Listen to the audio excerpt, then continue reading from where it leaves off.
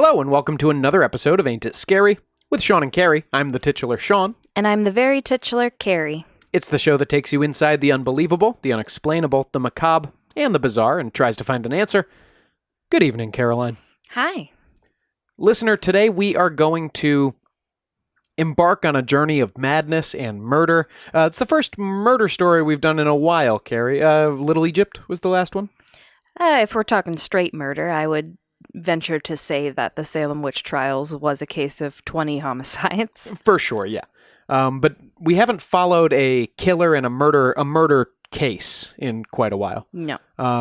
We won't be following a murder trial here, but I'll get to that later. Ooh, spoilers. Today we are covering Paul John Knowles, who was dubbed by the press the Casanova Killer during his 5-month murder spree across the country in 1974. The Casanova Killer. The Casanova Killer. Was he hot? Yeah, he was pretty hot. Hold on. Well, they say Ted Bundy is hot, but he just looks like young George W. Bush. Well, yeah, exactly. It's really a spectrum here. Ted Bundy's like hot for a murderer. I wouldn't even venture that. In this picture, I think this guy's pretty hot. I mean, he definitely looks like he smells like hemp and dirty feet. For sure, yeah, especially with the stogie hanging out of his mouth there. Yeah. That's when he was captured, that photo. Here's his mugshot. I think it's a little less flattering. Yeah, certainly less flattering. But compared to most serial killers, I'll say, he looks like his nose was broken in that picture too. Probably in the tussle with the cops. Oh yeah, here he is with a bandage on. So compared to most killers, I guess you could say he was a fairly normal-looking guy. Yeah, I would say average, not hot. But maybe a guy you'd see give you a nice look across a bar and go, I'll see what this is about. Don't speak for me. Not you personally. I'm just saying he didn't have like a... I don't know. He didn't have any horrible disfigurements or those big creepy glasses that everybody wore in the 70s that make you look like a serial killer. Sure. Paul John Knowles, yeah, he was called the Casanova Killer. I think because of the motives of his crimes and also because the press found him to be handsome. He did kill a lot of women, as a lot of serial killers do, male serial killers. But not exclusively. There's actually a lot about Paul John Knowles that is interesting from a serial killer perspective. Usually killers have like certainly an MO, right? Mm-hmm. A modus operandi they always follow. Less so with Paul John Knowles, who seems to have done mostly crimes of opportunity. Well, that makes killers really hard to find when they're like that, because if they have a certain type, you can kind of stake out the areas where they may be lurking around. But if you're just killing anyone, it's going to be harder to find you. Yep, his victims ranged from young children to old women. He killed men. There's really no rhyme or reason. Both races. Mm-hmm. I say that like there's only two races, but white and black victims. That's tough, Sean. I really put my foot in it there, but white and black victims. Really hard to kind of really hard to pin Paul down on what his preferences were. His lawyer, Sheldon Yavitz, I saw in this documentary that 11 Alive is, I think, an Atlanta-based news station that did like a 42-minute documentary about Paul John Knowles not too long ago. Mm-hmm. And they interviewed his lawyer, Sheldon Yavitz, who is pretty flip about the whole thing. But 11 Alive? 11 Alive is the name of the station.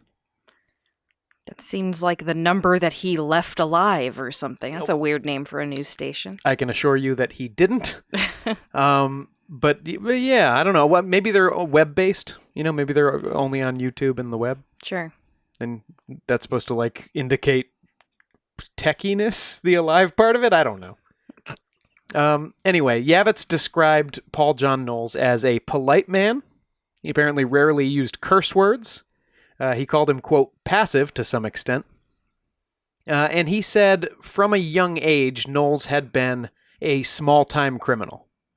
Yavitz actually kind of seems to be looking down on him, saying like, listen, I'm a guy who criminals pay to do work for them. And I know a lot of professional criminals. This guy wasn't a professional criminal. he was always doing crimes and getting caught for them and sent to jail. And I just kind of thought a smart guy would have become a professional criminal and made some actual money at it, but he wasn't like organized enough. Well, it really depends. I mean, Charles Manson was in and out of jail constantly, and part of that, I think, was because he started to view jail as his home. So who knows what he was thinking. And as for the name, the Casanova Killer, Knowles will certainly romance or try to romance many women in this story. But for the record, his lady friends, he was a bit of a dud in the bedroom, as that Sheldon Yavitz puts it. Oh, Sheldon. Spill the tea. In fact, it seems like Knowles was impotent with every woman who I have heard of him trying to have sex with. Makes the name real ironic, huh? Yeah. At least every woman. But more on that later. Okay. Knowles apparently came from a home with allegedly a loving mother. He was continuing to talk about his mother as an adult man to some of the people who he met throughout this story, so he seemed to have fond memories of her, but not of his father. You see, Knowles' father convinced his mother to give him up to live in foster homes after he was caught stealing a bicycle, apparently, as a youth. Like, that was kind of his first foray into petty crime, and his dad was pretty much no tolerance, you're out of the house at this point. How old was he? I only got a youth, so he was probably like, 10, 11, 12, 13. He was certainly not an adult or an older teenager, because instead of sending him to jail or leaving him on his own to get a place to live, the state sent him to the Dozier School for Boys. Mm-hmm. It sounds just like Charles Manson at this point, too. This was an infamous Florida reformatory. It's closed now. This thing ran from 1900 to 2011. And it is, in its own right, disconnected from the serial killer who went there a long time ago. Infamous. Because it was closed after hundreds and hundreds of abuse cases and claims, and a state anthropology survey in 2012 found 55 unmarked graves on the campus. Oh boy. That's a bad school. Only 2011. That's not that long ago. Yeah. Yikes. Back in like the 60s and 70s, they would literally they were putting the kids in cages, hanging them upside down. Jeez. Obviously, okay. beatings and beatings and beatings. And backbreaking labor, I mean, even as a child. Mm-hmm. So, not surprisingly, the rest of his upbringing seems to have hardened Knowles. And his first incarceration in actual prison came at age 19 when he kidnapped a police officer. We don't have any information Wrong person to pick. We don't have any information on the details around that, but I'm going to guess it was like another crime gone bad, probably. You would hope. So he kidnapped a police officer, and he spent about 6 months in jail. That's it? Yep. And Yavitz, his lawyer, says that he spent roughly 6 months of each year after that in jail. Like going to Florida for the cold weather he's months? Like a snowbird, yeah. He was a concrete jailbird. A jailbird, that's good. Huh. That's very good. That's new. Maybe that's what that means. These were usually burglary or auto theft. A little harder than bicycle theft, certainly, but still maybe falling under what you would call petty crimes. Pretty typical stuff. And again, Paul certainly wasn't getting involved in local racketeering outfits or anything like that. He wasn't a professional criminal. He was just a guy who couldn't seem to do anything else. Mm-hmm. So in early 1974, Paul Knowles was serving time at the Rayford prison in Florida when he struck up a correspondence with a divorced San Francisco cocktail waitress named Angela Kovic. This was 1972 when they first started exchanging letters. Knowles apparently found Kovic's name in an astrology magazine. He must have figured, well, here's a gullible loon. Uh-huh. His letters to her are full of sexual boasts. Like, for example, this is a direct quote line. Now, picture your jailbird pen pal boyfriend. I'd rather not. He wrote, "There are only two things I like to do on a rainy day. Sleep and make love. And I rarely get sleepy." Ugh. Remember, every time in this story a woman actually sees his penis, it's soft. We didn't have to make it that specific, Sean. I think we could get the point. Impotent. Right. Well, I mean, yeah, the boasting, The lady doth protest too much. Yeah, exactly. Nonetheless, the letters seem to have done the trick because in 1974, Kovic came to visit the prison and Knowles proposed marriage to her, which seems like a jump. Sure. But she was in. And she was so in that she laid out a bunch of money for legal counsel to get Knowles paroled and make it okay for him to leave the state so he could come and visit her in California. Mm-hmm. So he got paroled in May 1974 and flew directly out to San Francisco to be with his new lady, who he thought he was going to marry, right? Well, she certainly thought that. Well, she had thought that. In the meantime, by the time Knowles got on his flight out to California, Kovic had gone to see a psychic who she was fond of. Sure. And this psychic told her that she should break it off with the, quote, dangerous new man in her life. Uh-huh. Angela followed the advice of the psychic, dumped Knowles basically, from what it sounds like, basically the day he arrived in San Francisco. Dear. So here's this guy. What do you think of this guy so far? I mean, it's your typical, good-for-nothing hood. He's never been told he can do anything in his entire life. No one's ever, I mean, it's definitely a nature versus nurture thing. Like, how much did people shitting on him as he grew up make him a monster, And remember, he hasn't killed anyone to this point. Great. So Knowles obviously was heartbroken. He would later claim that he murdered 3 people on the streets of San Francisco that night, just in kind of a drunk rage. Mm-hmm. There's no corroboration on any of this except for his story. The police have never figured out who these victims might have been. But San Francisco is a big city, and I'm sure in 1974, people were dying there occasionally and going unsolved. Knowles claims that he picked a woman up at a bar or a nightclub, went back to her place, and strangled her. Says he picked up another girl and killed her in a car. It's a busy night. And then he said, this is a quote from him, "Some gay man picked me up. And after spending the night together, he killed that man." Spending the night like spending the night? Every account I read just said spending the night, because this probably didn't happen. It's just a thing that he said happened. Right, yeah. Well, you don't start at 100%. You usually ramp up to these things. Even though he had been doing crimes all of his life, they weren't violent crimes. Right. Well, I mean, we don't know much about the kidnapping, but still. Couldn't have been that violent. He was only in there for 6 months. That's not the first. There are several victims later on whose story fits the shape of that encounter with the gay man. Mm-hmm. So that's interesting and something to discuss later, maybe. In the meantime, Knowles returned to Florida, and soon, he's continuing his bender, it sounds like. He got too drunk at a bar, he got into it with a bartender, whipped out a knife, and stabbed the guy.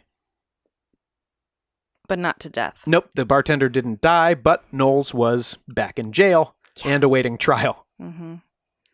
I truly think he had decided at this point he never wanted to go back to prison. Okay.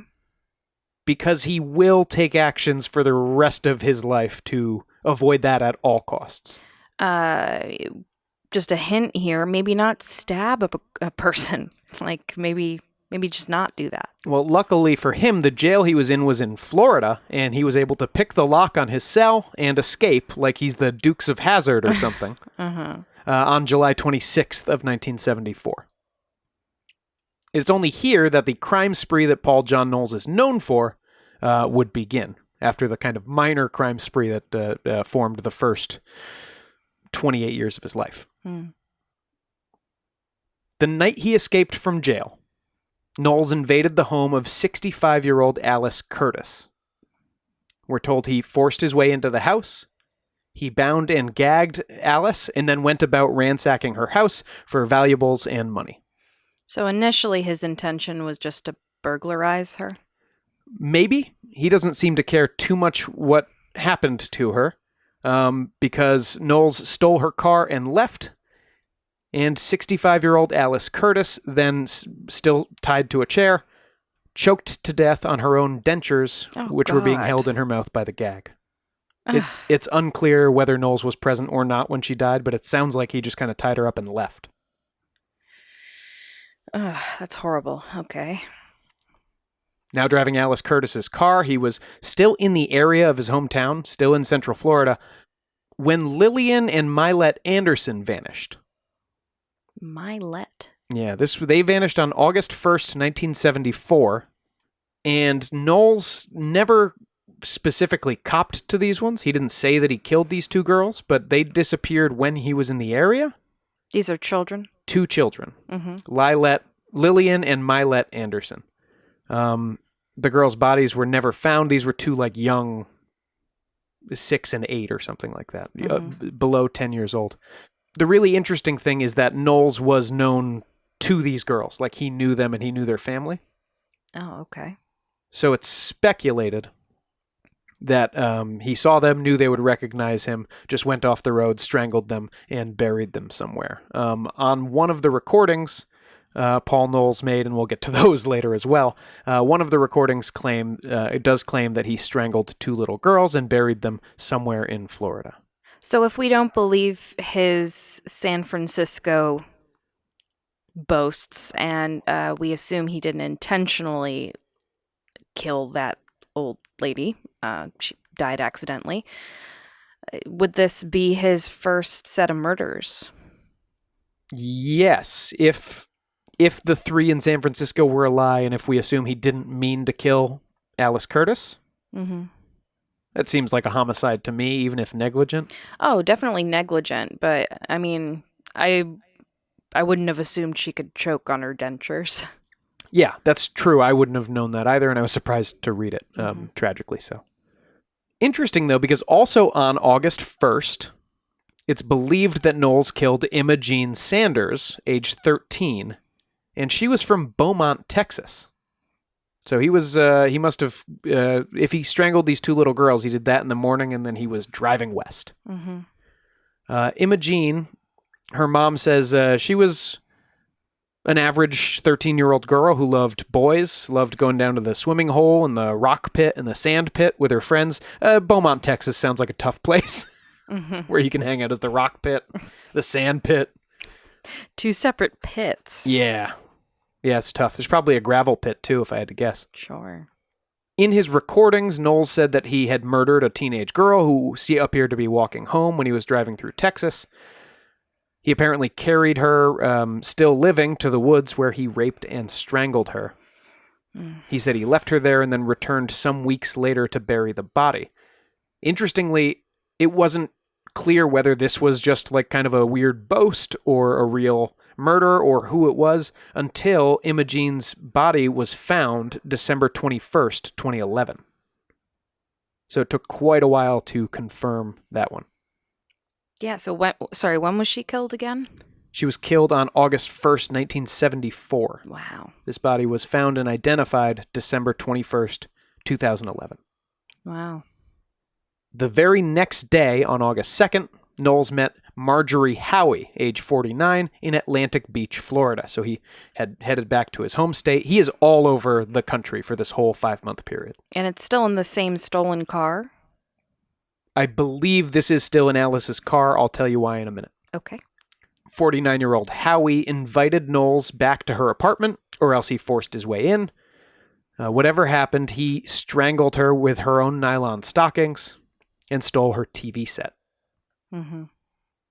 So there's almost always some amount of stealing crap in these crimes. And... well, that's what he knows. Right, exactly. The television isn't the most movable piece of valuables in the house in 1974. It seems like an inconvenient thing to steal. He's not a good burglar. We know that. That's true. Yeah, bad criminal. I mean, that's no cool down period, right? Usually serial killers have cool down periods between their murders of a few months, sometimes years. And then they'll sort of, usually close to the time they get caught, those murders start getting closer and closer together as they have more, I don't know, difficulty controlling the urge or whatever. They start to lose their marbles. But here, this doesn't fit the pattern of a normal serial killer to me. To me, this is, I'll examine his motivations more at the end, but he's really just roaming around, stealing and killing. That's what he's decided his life is. If he's obsessed with not going back to prison, why is he killing people? That's a great question. It could be he just wanted to, and again, I'll get into it more later. It could be he just wanted to go out with a bunch of bangs. On August 23rd, he forced his way into the Musella, Georgia home of 24-year-old Kathy Sue Pierce. She was there with her 3-year-old son. Knowles strangled Pierce with the telephone cord, took some minor valuables, and left the house. The 3-year-old was left unharmed. Well, at least there's that, I guess. Just over a week later, on September 3rd, Knowles had a chance meeting with William Bates, 32 years old, in Lima, Ohio. Knowles had stopped at a roadside pub called Scott's Inn. He met Bates there sitting at the bar, and the bartender said later that he saw William Bates, who he knew, and, quote, a young red-headed man, have several drinks and then leave the bar together. Mm-hmm. A couple of days later, Bates' wife reported him missing, and an abandoned car was found near Scott's Inn that police were able to trace back through credit card receipts in the glove box and stuff like that to Alice Curtis. Mm-hmm. So that was Alice Curtis's car. He had driven it all the way here to Lima, Ohio, done a couple murders along the way, done a couple of robberies, and now he presumably has taken William Bates's car. Mm-hmm. Bates's body, for its part, was found in October. He was nude, and he had been strangled and dumped in the woods. Is there any sort of thing where Paul Knowles might have been gay, and that's why he was impotent with women, or? I think it's definitely a possibility that has been raised, because, Bates, and there's at least one other here that fits this pattern where he meets a guy, they seem to leave together. I mean, if he did it in San Francisco, that would be the first one. Right. But straight guys don't usually meet each other at bars and then leave together. That's why I asked. It's just, I've never left a bar with a guy who I met. Okay, well, keep that in mind. So that's interesting. And that could, you wonder how that plays into self-hatred, hatred of, maybe he misplaces that hatred and puts it on women if he's trying to keep this part of himself, in. Maybe, he says that his mother was loving, but there's definitely got to be some, well, if mommy loved me so much, why did she give me up? So I think that's definitely playing into his killing women, especially the older women. Yeah. Absolutely. Knowles was now driving Bates's white Impala, and it would be that car that he was driving when he arrived in Nevada in mid-September. God, he's crisscrossing the entire country. I'm exhausted. He is, and in between these murder sprees, because there are gaps of a couple of weeks. Mm-hmm. There's still a lot of driving. In between these little murder sprees, he would go back to his girlfriend's house. He had a girlfriend from before he ended up in prison, before he had the relationship with the woman in California, like a hometown girlfriend who hadn't worked out back in the day, named Jackie Knight. So between all these, he would go back to Florida? Yeah, he would go stay at Jackie's house. Jackie also, 11 Alive, also talked to Jackie in that little documentary that I watched. And she was like, oh, he was around my children, babysitted my children while I go shopping and do this. Well, that's like Ted Bundy. Yeah, it is. She said he would be gone for 2 to 3 weeks, come back, he would stay a couple of days, sleep on the couch. He'd always bring money and presents for the kids. And she had no idea where he was going when he left. Seems like something you'd ask. Yeah. And unfortunately, as Paul John Knowles cruises toward Nevada, with 7 victims, I believe, so far, Carrie. Give or take. We are less than halfway through the horrible impact that Paul John Knowles would have on the world. And that means more murders after the break.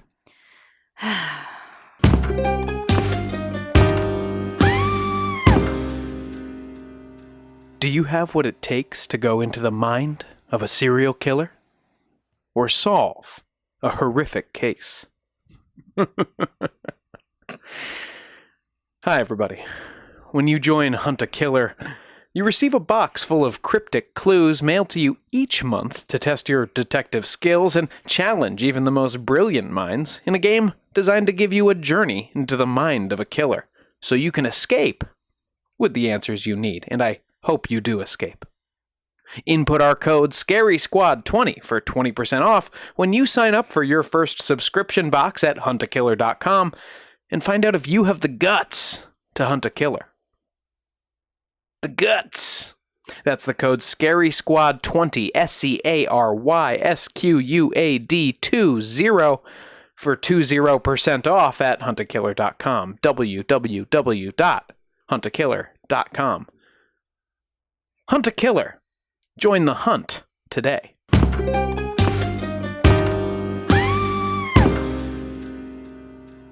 Welcome back.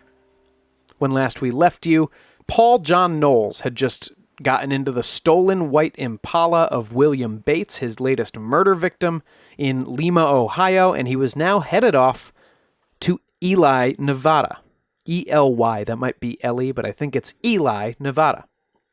On September 18th, Knowles came across a campground. He came across a camper in that campground. And inside, he just barged on in. Inside was elderly couple Emmett and Lois Johnson. Knowles tied them both up, shot them both behind the left ear, he said, execution style, took about $450 cash from the trailer, and used their credit cards for a while he got further down the road. Not a smart thing to do. Which? Using their credit cards? All of it, obviously, but using credit cards stolen from people you just murdered. Well, that's the thing. He is creating a paper trail this whole time because every time he killed someone, he would take sometimes their car, but certainly their credit cards, and he would pay his way for the next couple of miles on the road, basically, with their stuff. He would steal their identity.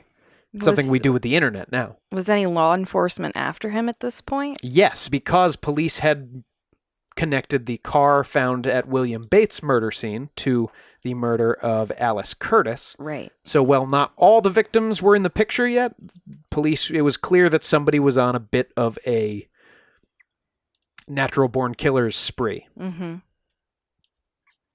And so police, here's the problem, though. You've seen how this guy's zigzagging across the country. How are you supposed to know where he's going to pop up next? And we know that in the 70s, cooperation between police departments and especially interstate. It was terrible, It was just not there. I mean, you could barely get any cooperation between towns. I mean, here's the amazing thing. I am pretty sure this white Impala that he's driving right now, that he stole from William Bates, I think this is the same car that he's driving when he is caught in November. Wow. So it just seems like a little bit of interstate communication and the police would have roadblocks out looking for this car. Yeah, but any communication would have solved a lot of crimes back then. Yeah, I know. This one just seems particularly easy once he got going. If anyone just talked to anyone. Yeah.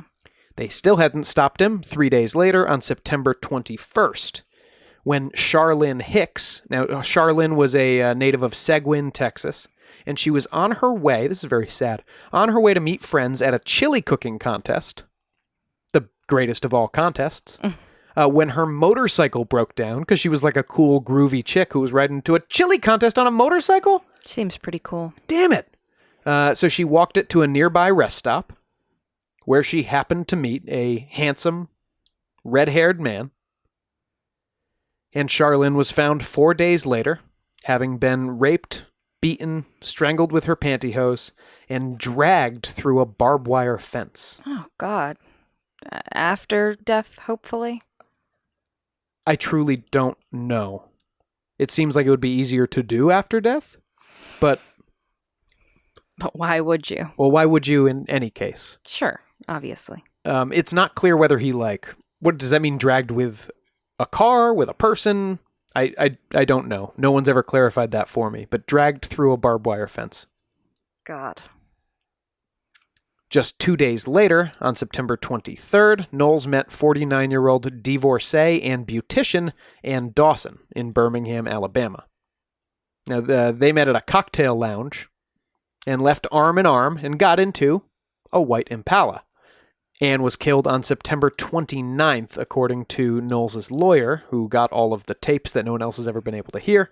Knowles said he dumped her body in Louisiana or Mississippi. He wasn't really sure. Was she found? I don't think Ann Dawson was ever found. Knowles then made stops in Oklahoma, Missouri, Iowa, and Minnesota before finally circling back to the East Coast, where he found himself in Marlborough, Connecticut. All the way up here in Connecticut on October 16th. And now this story's a little closer to home. Yeah.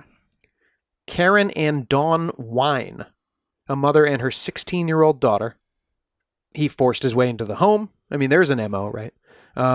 He forced his way into their home. He bound both women and raped them. Bound them with nylon stockings again. Mm-hmm. The only thing missing from the house, apparently, the only thing he seems to have stolen was a tape recorder. So pointless, all of it. The women were found by Karen's older daughter later that night when she came home. Strangled? Yeah.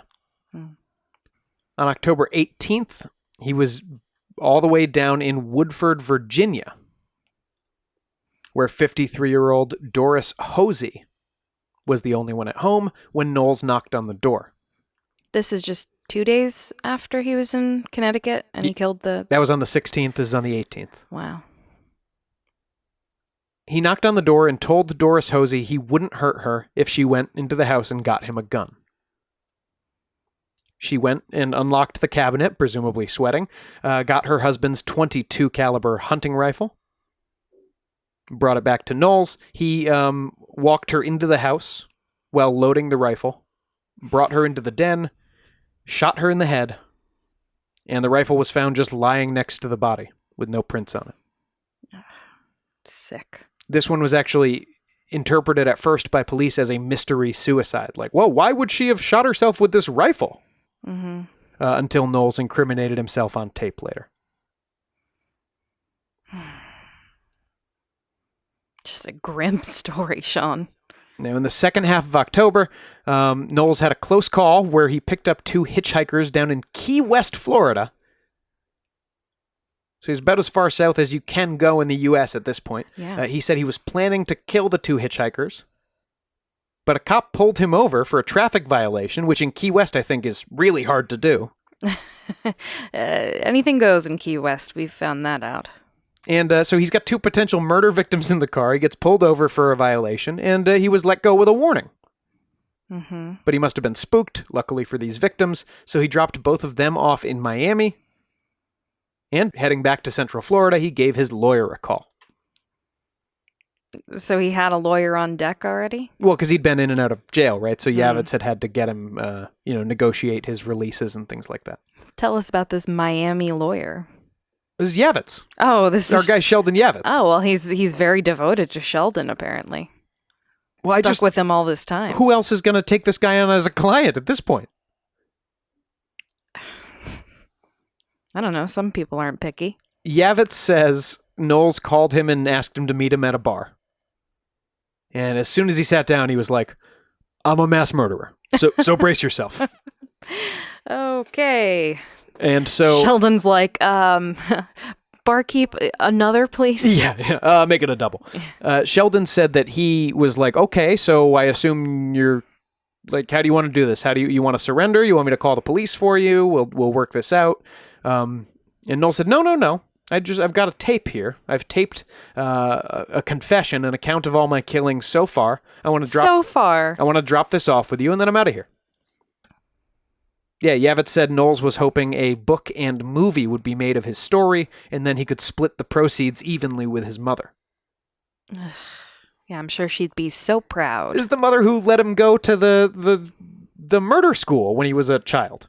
It really was murder school, wasn't it? They murdered the children, yeah.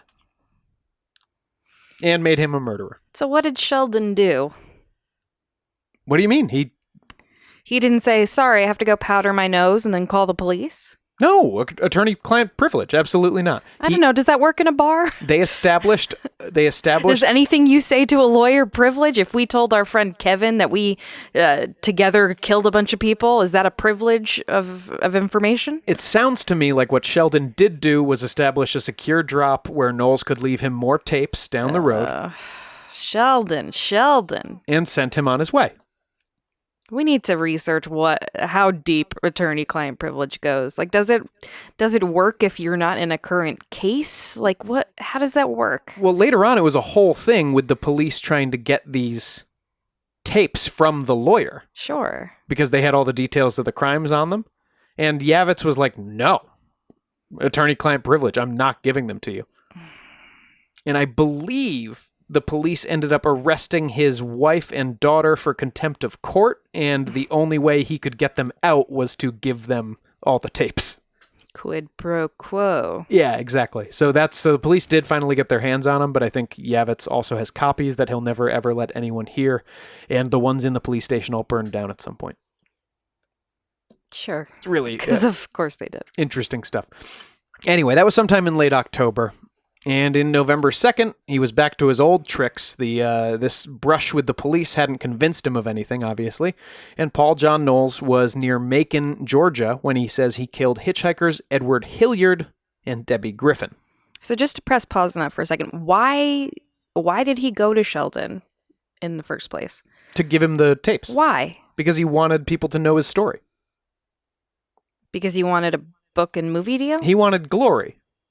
I think This guy's real dumb. Yes, of course he is. He's incredibly stupid, and I think this is all a, vainglorious suicide attempt, where he wants to be, the most talked about mass murderer of all time. Well, if you kill yourself, you're never going to know if that actually happens or not. And it didn't.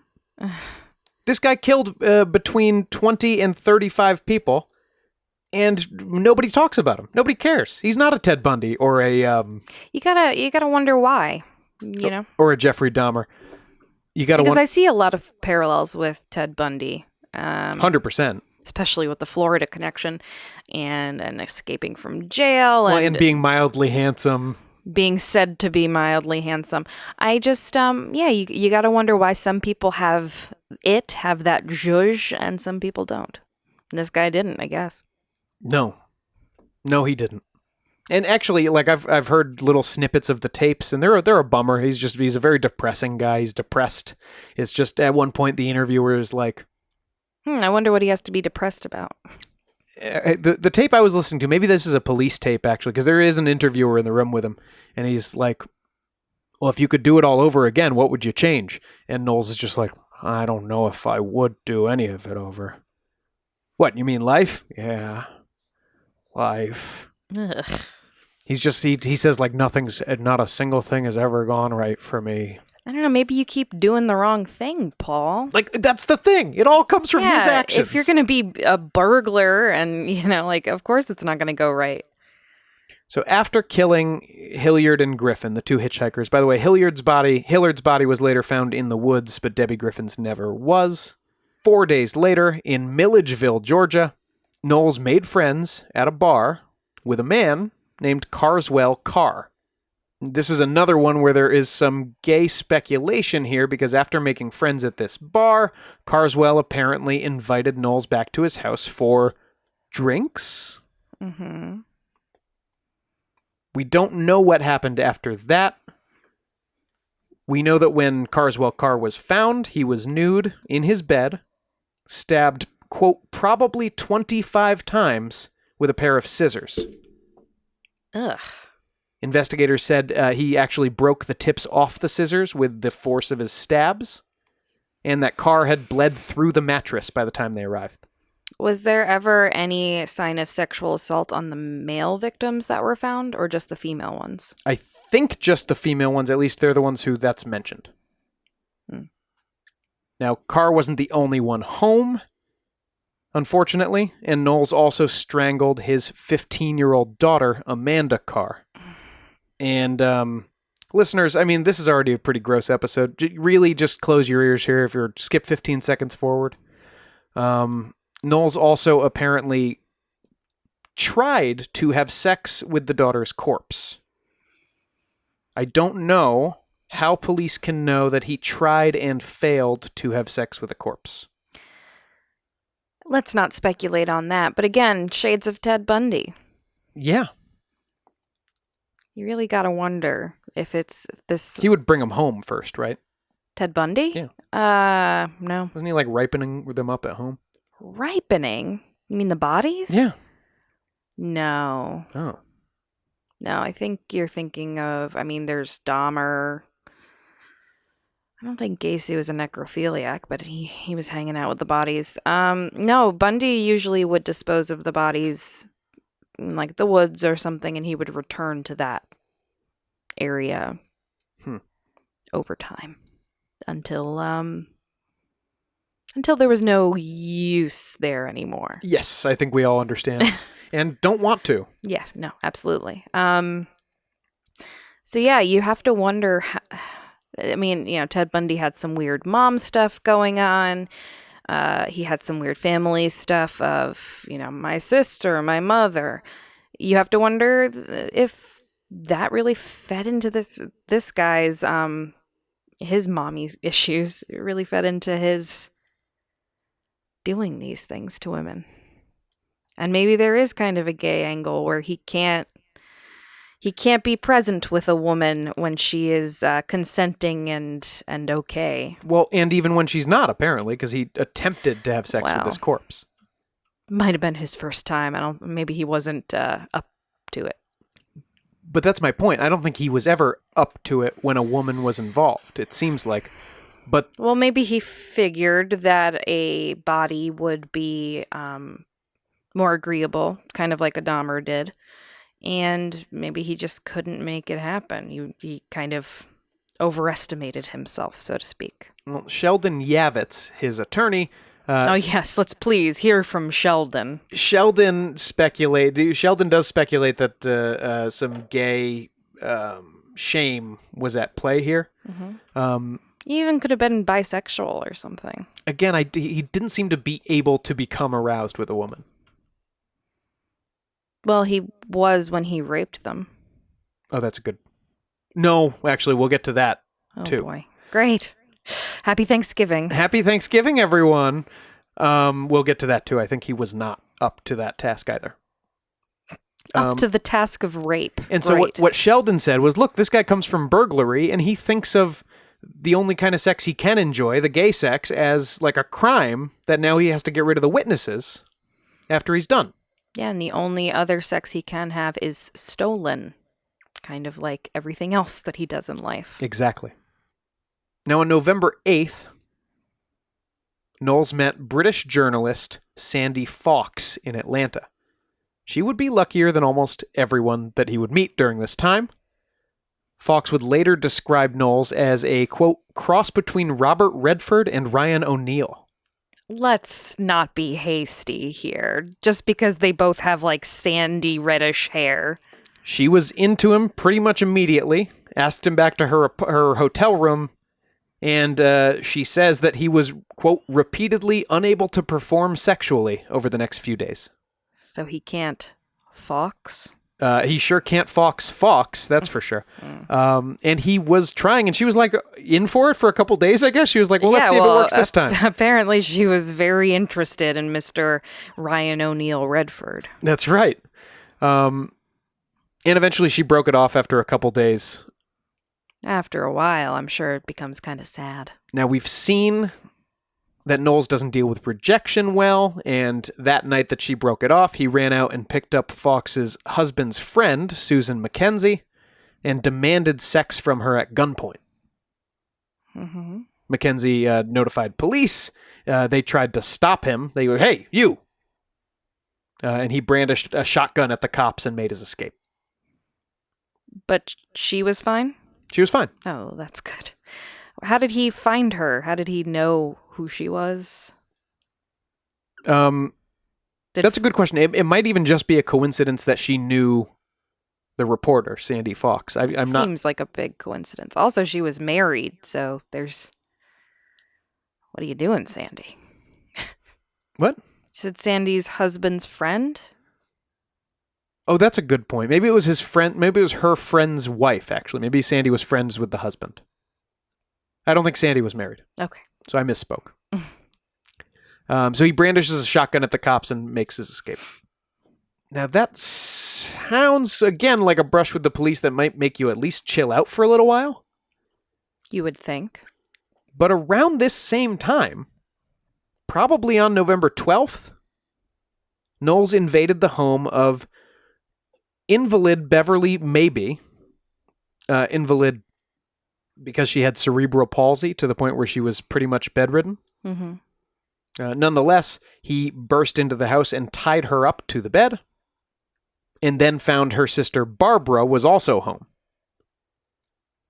Barbara, by the way, is also in one of the docs I saw. She says that he was very good looking. And she said, for an instant, I thought he was my ex-husband. I only marry good-looking guys. Okay, Barbara. In the moment, though, she says he put a gun in her back and said, don't turn around or I'll shoot you.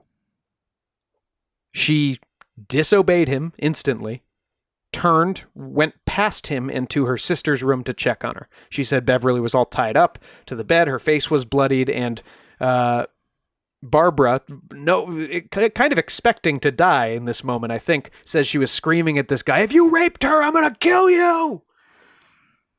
Barbara seems like a real spitfire. Yep. Now he said, I want the car, give me the car, and I'll leave. And so she kind of confers with her sister and goes, okay, all right, I'm going to give him the car. He's going to go.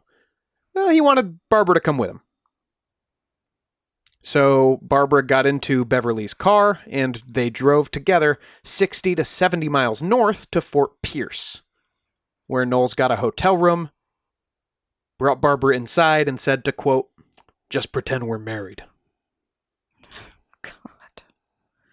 This is grotesque. It is grotesque. Now, this is what I was mentioning before. Barbara says he raped her repeatedly, many times, but, quote, it wasn't rape in my mind because the man wasn't normal.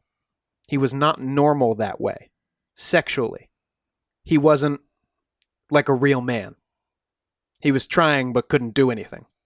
Impotent. So, okay. Okay. So it just sounds like she was tied up for a night while he tried and failed to have sex with her. Intercourse. Yes. Okay. God. This guy's a fucking monster. And a fuck up. He's really... He sucks. He sucks at everything.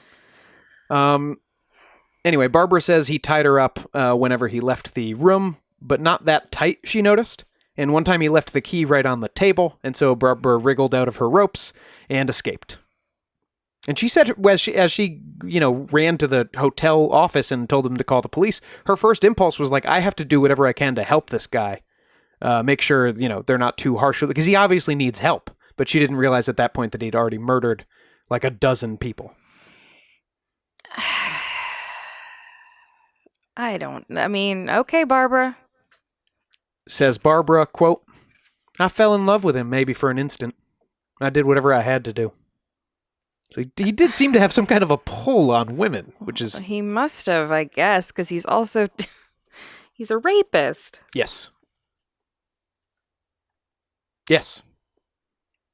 Less than a week later, on November 16th, Trooper Eugene Campbell noticed the stolen car of Beverly Maybe near Perry, Florida. Because once again, this guy has been just racking up a paper trail that the police have been able to follow. Oh, hey, here's that stolen Impala from that dead guy. Mm-hmm. There's a car missing from this house. Let's go find that car. So the police didn't apprehend him at the hotel? No. He made his escape. Mm. But they were looking for the car, and on November 16th, Trooper Eugene Campbell noticed that same vehicle near Perry, Florida. He pulled Knowles over, walked over to the window, gun drawn. Knowles rolled down his window, I presume slowly, and then wrestled the officer's gun away from him. Pointed it obviously back at him, took Campbell hostage, and put him in the patrol car.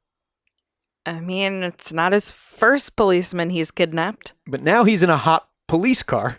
Sure. So very shortly after, he parked by the side of the road, blared his sirens to trick a motorist into pulling over onto the side, and carjacked James Meyer. Both hostages now sitting in the back of James Meyer's Ford. So he took both of them with him? Yeah. Oh, boy. And Sheldon points out, Yavitz points out that at one point, Knowles apparently stopped for gas, got out, he's filling the tank, and these guys are both just sitting in the back seat of the car. You have a point, Yavitz. Get out of there. But they didn't. I don't think he's in the position to victim shame here. I agree, and I'm not victim shaming either. But probably, you wish they had made a move there. Sure. They didn't, and Knowles then drove them into the woods in Pulaski County, Georgia, handcuffed both men to opposite sides of a tree, and shot them each in the top of the head. Knowles says Meyer's last words to him were, "Make your own luck." Billy Zane, Titanic. I guess, is that supposed to be like a threatening, like, you're fucked after this, man? Or I don't know. Because, this is a cornered animal at this point, for sure. Mm-hmm. An officer recognized Knowles driving the Ford through Henry County, Georgia, and a police chase ensued. Well, meanwhile, officers got a roadblock ready, kind of up the road. Mm-hmm. This is like a full action sequence. And Knowles crashed right through the barricade, like thinks, I'm going to blow through it. Again, like the Dukes of Hazzard. He probably tried to ramp it. He's the Duke of Hazzard. He's the douche of Hazzard.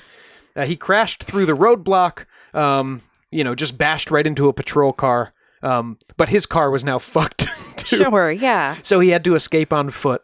By the way, Officer Jerry Key was injured in that car crash. Knowles escaped on foot, started running, firing shots back over his shoulder as he went. He was also shot by the police in his foot, that's going to make a foot chase hard. So what would this movie be called? The Slow and the Stupidest? This might be the cops from Dukes of Hazzard chasing him, though, because somehow this guy gets away again. Shot in the foot? Shot in the foot, being chased by dogs, several different law enforcement agencies, and now being pursued by choppers. Yeah, but Sean, they were chihuahuas. It was the following day when Knowles was cornered by a hospital janitor, also Vietnam vet, named David Clark, who was patrolling the streets looking for Knowles with a shotgun. You know what? At this point, might as well. For real. He escorted Knowles to the nearby home of Joe and Becky Stonecipher, and Becky called the police. And you're right, Carrie. It's good that... I can't say yay vigilante justice, but... It's good in this case that David Clark was out there with his shotgun because Knowles was kilometers away from the police's concentrated search area, and he would have escaped again. On a shot foot. After his arrest, Knowles claimed responsibility for, he said, 33 or 35 deaths, I can't remember. Only 20 victims have been confirmed or near confirmed at this point. This was when all of the back and forth started between the police and Sheldon Yavitz trying to get those tapes. And also the classic dance of any newly arrested serial killer, where the police buy him cheeseburgers and bring him out into the desert to look for bodies he has supposedly buried. The old Henry Lee Lucas. The old Henry Lee Lucas did this for decades because he loved Burger King so much. In Knowles' case, he, I think, said to Yavitz at one point, like, yeah, they give me burgers if I go out there. Like, this is a real thing.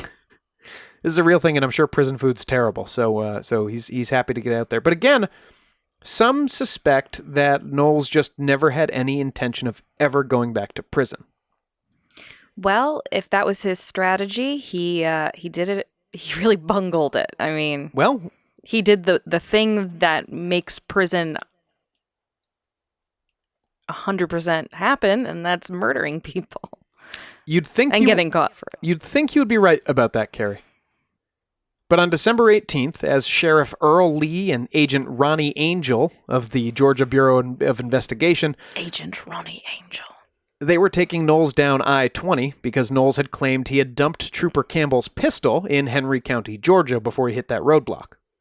What happened next, we only have from Sheriff Lee and Agent Angel, of course. But they say that from the back seat, Knowles wriggled out of his handcuffs, grabbed Officer Lee's handgun, discharging it through the holster in the process, and while Lee was struggling with Knowles and attempting to keep control of the vehicle, Angel fired 3 shots into Knowles' chest, killing him instantly. He was a slippery little fucker, wasn't he? And Knowles died right there. He never made it to the hospital. And that's how his story ends. He had 18 confirmed victims. There are 20 that are attributed to him, including those 2 little girls I'd mentioned. Mm-hmm. The amazing thing is that these killings happened in 5 months over his more than 100 stops in 40 different states on this kind of road trip from hell. Yeah, I mean, you'd have to admire his stamina if he wasn't such a monster. Yeah. So what can we take from all this, Carrie? He is obviously a very disorganized serial killer. Mm-hmm. No MO, really. I mean, no preferred victim. He did have kind of an MO. He seemed to like forcing his way into people's houses and strangling them with pantyhose. Well, everyone had pantyhose in the day, so it might have just... Everyone likes that. I mean, women. So he might have just been using what he had. He didn't seem very prepared. No. He didn't seem the type to be coming with a bit of rope. These all seem like, again, crimes of opportunity, right? Yeah. I mean, yeah, I think a lot of them started off as burglaries. Maybe he cased the houses a little bit to see if there was like a man at home that could overpower him. And when he figured it was like just a woman or a couple of women or whatever, he took advantage of that situation. Yeah, and in the cases of his male victims, the couple of them that there are, that's never a home invasion. That is always, we met at a bar, we came back home to drink, and then the guy ended up dead. Yeah, especially with the one stabbed in his bed. I mean, how much more Freudian can you get? And I think he was nude. Yeah, it seems like, allegedly, I don't want to push the speculation here, but it seems like maybe the guy was expecting to have some sort of romantic encounter, and maybe that just set Paul off because he was closeted in some fashion, whether he was bisexual or gay and ashamed of it. And so he was mad at the men for tempting him in this way. Yeah, that's kind of one theory. Like, he thinks he's supposed to. I mean, this all kicked off with an engagement to a woman, right? He thinks he's supposed to marry a woman. He thinks he's supposed to have sex with women. Mm-hmm. It seems. So it's like, is he killing these women out of frustration and embarrassment of his inability to be that kind of man, And is he killing his male lovers to silence the witnesses of his, in his view, sexual crimes? Yeah, and of course there's that thing of, why did mommy leave me? It's the ultimate being scorned by a woman, I guess, in his eyes. Was his mother, who he thought loved him. He still loved her, but she gave him up because his father didn't want him anymore. And how could she do that? It's very much like, when a child is abused by a parent and the other parent is still loving, you still have that resentment of, how could you let this happen? Mm-hmm. So, I mean, I think that definitely plays into it too. And he was obviously still thinking of his mother because he wanted to send her the money from his movie contract that never happened. Which, by the way, Yavitz was like, in that doc, he goes like, but yeah, by the way, you're not allowed to profit off of your crimes, no. And neither can your family. And I knew that, but I wasn't going to tell him that. But that,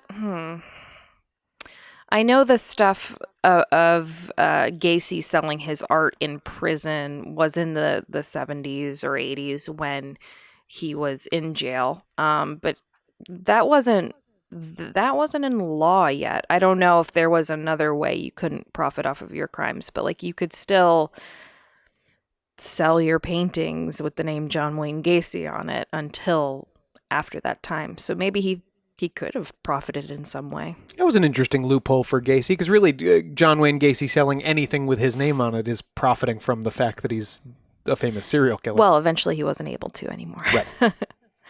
So, how did this guy get the name Casanova Killer? Where did that come from? The press started calling him that when it became clear that there was a guy roving around the country, seducing women or forcing his way into their homes, killing them, and then taking their identities. I guess the limp dick killer wouldn't have worked as well on the front pages. No, certainly not. And he does, there's several times in this story where he does seem to seduce women. Yeah, even when he's kidnapped them. Yeah, she said she fell in love with him. So there must have been like a charm to this guy as well. Or maybe just a pitying thing. Maybe I can he fix did, him. Well, not even that, but maybe like he did play on people's maternal instincts because, his mom loved him, so there must have been something alike, I guess. And he just like screamed fuck up when you looked at him? Yeah. He was, by the way, sometimes going by Lester Darrell Gates while he was on his murder spree. His other alias I like better, Darrell Golden. Oh. Darrell Golden. It's pretty good. So yeah, like I said, on the tapes, he sounds so depressive. Like the whole, I don't think I would live my life over. Which, boo-hoo. You murdered 20 people, Paul. Mm-hmm.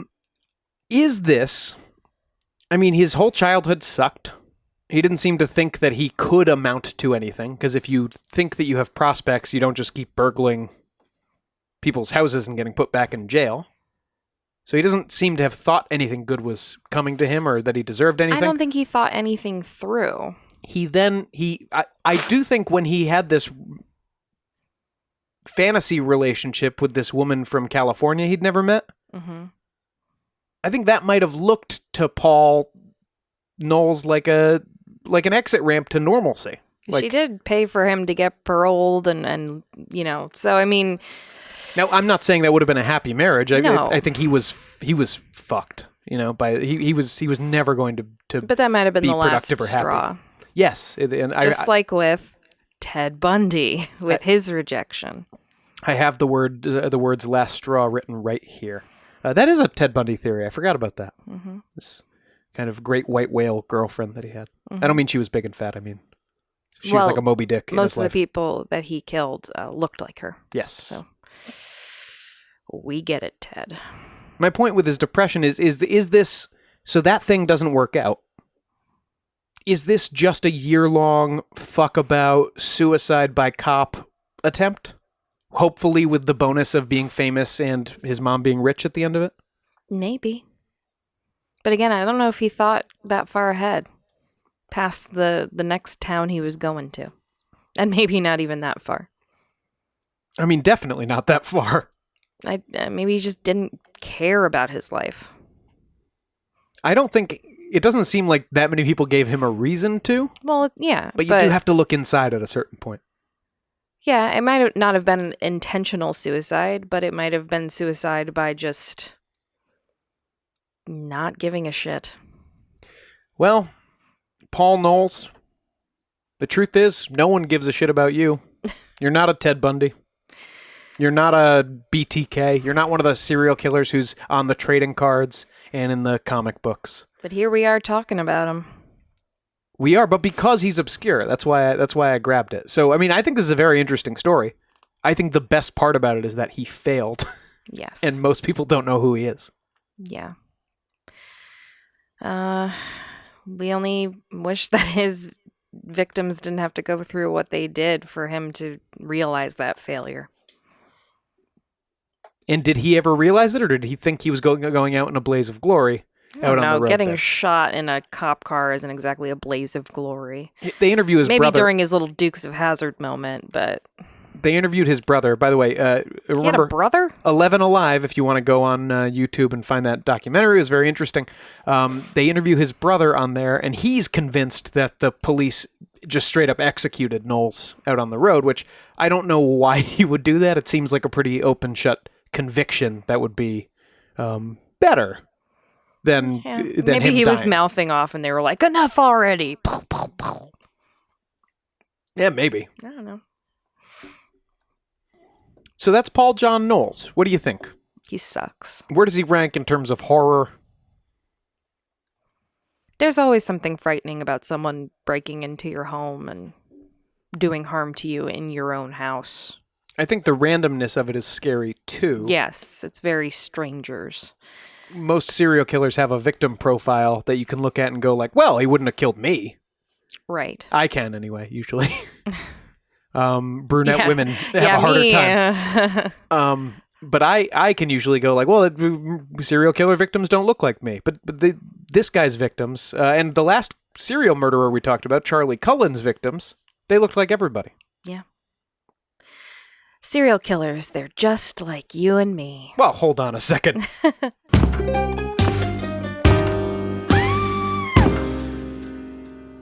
Lots of things are a struggle right now. School, work, even something as simple as going to the grocery store, it could feel overwhelming. But one thing that shouldn't be overwhelming is accessing mental and emotional care. That's where BetterHelp comes in. BetterHelp is the leader in online counseling with over 4,000 licensed counselors on the site and over 500,000 people who have gotten counseling to date.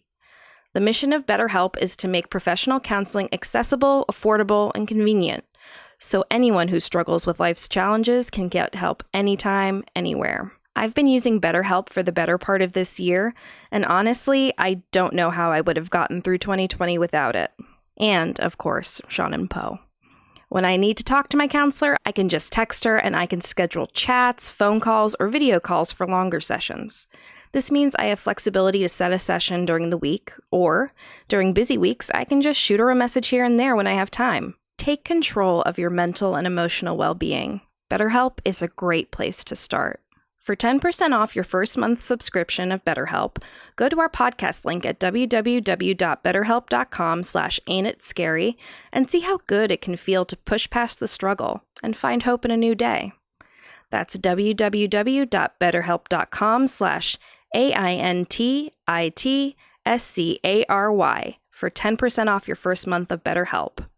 Get professional counseling anytime, anywhere, because you deserve to be happy.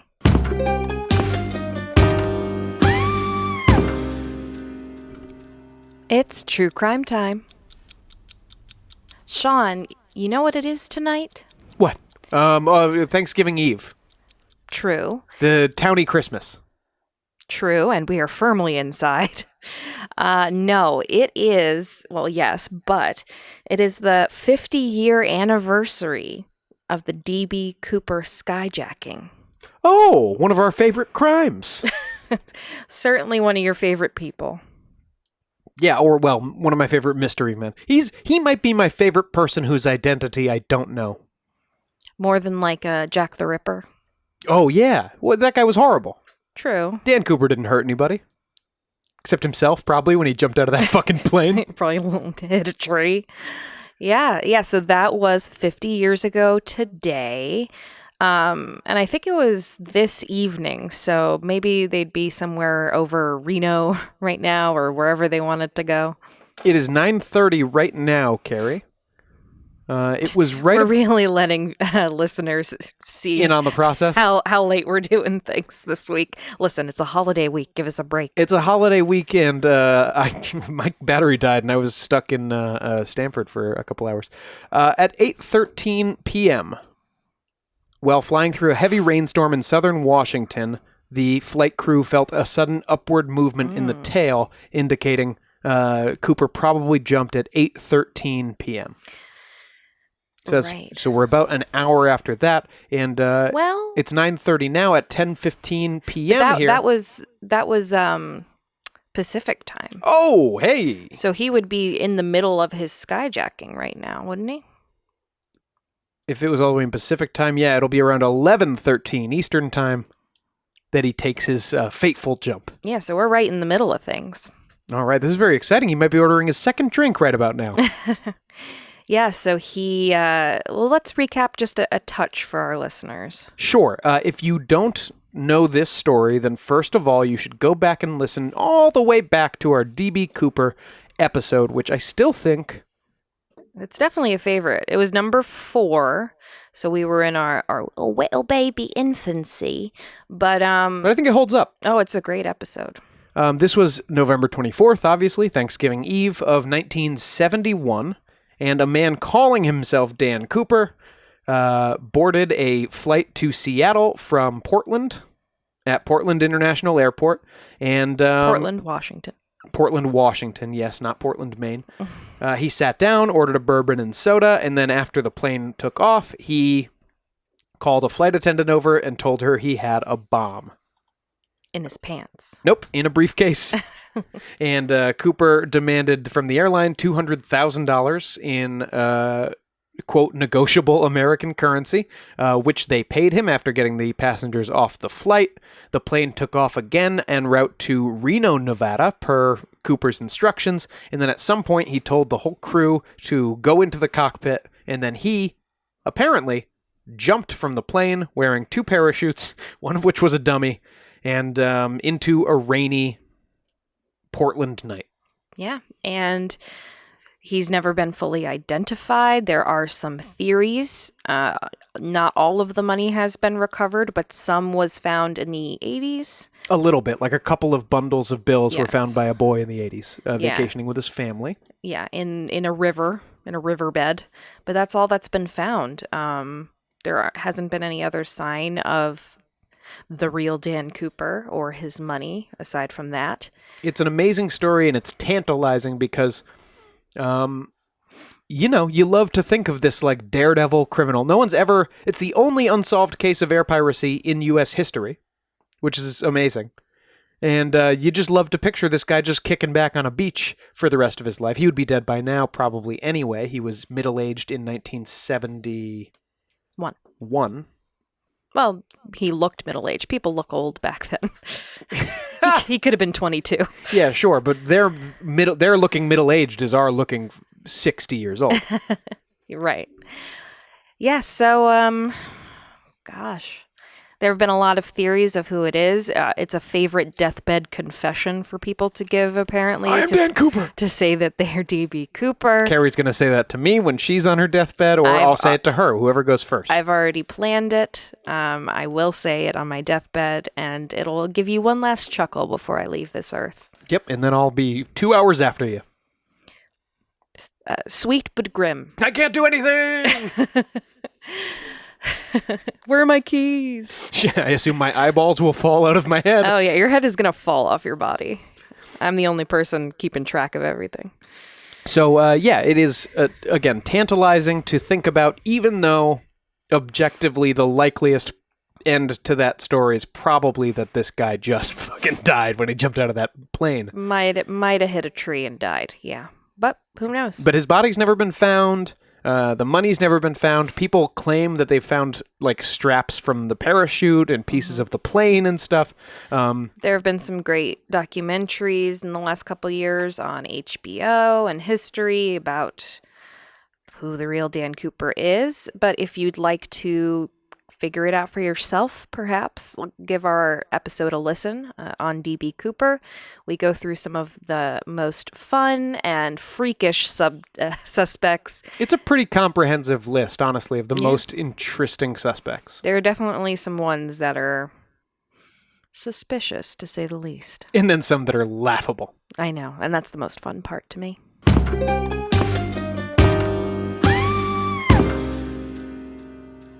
That's it for this episode of Ain't It Scary with Sean and Carrie. Like us on Facebook and follow us on Twitter and Instagram at Ain't It Scary, and check out our website at ain'titscary.com. You can support the show by supporting our sponsors and becoming a patron at www.patreon.com/ain'titscary. And please subscribe to the show and throw us a 5-star review on Apple Podcasts. We'll be forever grateful. And special thanks to the top-tier patrons already joining us over there for all the fun and games. Nate Curtis, Sean O'Donnell, Jared Chamberlain, Maria Ferrante, Robin McCabe, Comfy Mike, Alex Nakutis, Ryan Regan, and Christy Atchison. Even if you're not as wealthy and generous as those fine people, we have options for if you just want to support us over there. It's really the only financial support this podcast has. I guess, yeah.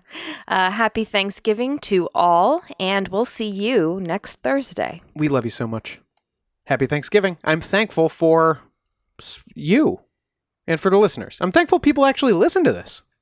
I'm thankful for that every day. It makes it a lot more fun to know that we're not just shouting into the ether, but that some people appreciate and enjoy this and even get some fun and interest out of this. So we do it for you guys. Thank you. I'll drink a boat of gravy to all of you tomorrow. Oh, God. Show created by Sean and Carrie McCabe. Music by Kyle Ryan. You can find Kyle at his YouTube channel, Music is a Verb. This has been a production of Long Boy Media.